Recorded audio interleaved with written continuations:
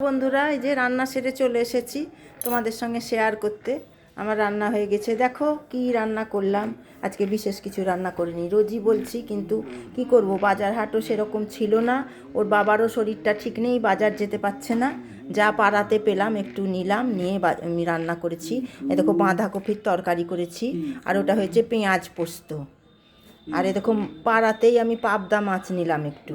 এ দেখো আলু কপি দিয়ে পাবদা মাছের ঝোল করেছি।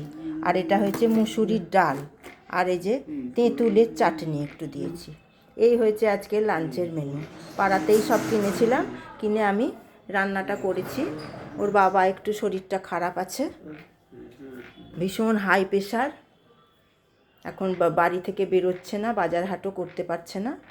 এই ছিল এইটাই আজকে লাঞ্চে করেছি। ঠিক আছে বন্ধুরা, তাহলে আসছি, এখানটাতেই শেষ করলাম। আবার একটা পরে অন্য কোনো ব্লগ নিয়ে চলে আসবো। টাটা।